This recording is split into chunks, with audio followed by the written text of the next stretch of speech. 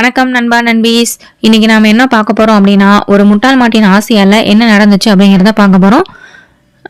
ஒரு ஊர்ல ஒரு முதலாளி வந்து தன்னோட வீட்டில் ஒரு மாட்டையும் நாயையும் வளர்த்துட்டு வராரு. அந்த மாட்டையும் நாய் மூலமா அவருக்கு என்னென்ன தேவை இருக்கோ அது எல்லாமே அவர் நிறைவேற்றிக்கிறாரு. காவலுக்காக நாய் வச்சிருக்காரு. வீட்டில் பால் தேவைக்காகவும் மற்ற தேவைகளுக்கு எல்லாமே மாட்டை வந்து யூஸ் பண்ணிக்கிறாரு.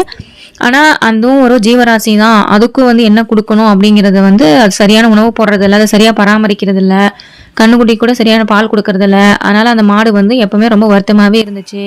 ஒரு நாள் என்ன பண்ணுது அப்படின்னா, நம்ம இவங்க கிட்டேருந்து எப்படியாவது நம்ம தப்பிச்சு போகணும், நம்ம சுதந்திரமாக இருக்கணும்னு அந்த மாடு வந்து ஆசைப்படுது. அதனால் ஒரு நாய்கிட்ட வந்து சொல்லுது, என்னால் ரொம்ப முடியலப்பா, இங்கேருந்து நான் எப்படியாவது தப்பிச்சு போகணும், நீ ஏதாவது அதுக்கு ஒரு ஐடியா கொடு அப்படின்னு கேட்குது. நாய் என்ன பண்ணுது அப்படின்னா, சரி இன்னைக்கு ராத்திரியே நம்ம தப்பிச்சிடலாம், நீ கட்டியிருக்கிற உன்னை கட்டியிருக்கிற இந்த கயிறை வந்து நான் அறுத்துட்றேன், நம்ம 2 பேரும் தப்பிச்சு போயிடலான்னு நாய் சொல்லுது. அதே மாதிரி நைட்டு முதலாளியெல்லாம் தூங்கினதுக்கப்புறம் அந்த நாய் வந்து கயிறு கட்டாமல் ஃப்ரீயாக இருந்ததுனால அது அப்படியே வருது. வந்து மாடுகிட்ட கேட்குது, சரி ஓகே நம்ம தப்பிச்சு போயிடலாம் அப்படின்னு சொல்லி கயிறை கடிக்க வருது. ஆனால் மாடு என்ன பண்ணுதுன்னா, இந்த கயிறு வந்து ரொம்ப அருமையாக இருக்குது, எனக்கு இது ரொம்ப பிடிச்சிருக்கு, இது வந்து நான் இந்த கயிறில் வந்து நான் அழகாக இருப்பேன், அதனால் நீ இந்த கயிறு ஃபுல்லாக அறுத்துறாத, நான் கயிறோடையே வரேன், நீ என்ன பண்ணுறேன்னா அந்த தூணில் கட்டியிருக்கிற அந்த கயிறோட நுனியை மட்டும் கட் பண்ணிவிடு, நான் இதோடய வரேன்னு சொல்லி அது ஒரு ஆசை வைக்கிது. நாயும் என்ன பண்ணுது, சரி ஓகே நான் தூணில் கட்டியிருக்கிறதே நுனியை மட்டும் அறுக்கிறேன்னு சொல்லி அதை மட்டும் அறுத்து விட்டுருது. 2 தப்பிச்சு போயிடுது. போகும்போது என்ன ஆகுதுன்னா, கயிறு நீளமாக இருக்கிறதுனால அது தரையில் வந்து பட்டுக்கிட்டே வருது. ஒரு குறிப்பிட்ட இடத்துல போனதுக்கப்புறம் என்ன ஆகுதுன்னா, ஒரு பாறை கல்லில் வந்து அந்த கயிறு போய் மாட்டிக்குது. அந்த எவ்வளவோ மாடு ட்ரை பண்ணுது, அதுலேருந்து வெளியே வர முடியல. நாயாலும் எந்த ஹெல்ப்பும் பண்ண முடியல. இங்கே இருந்தால் நான் மாட்டிக்குவேன்னு சொல்லி அது தப்பிச்சு போயிடுது.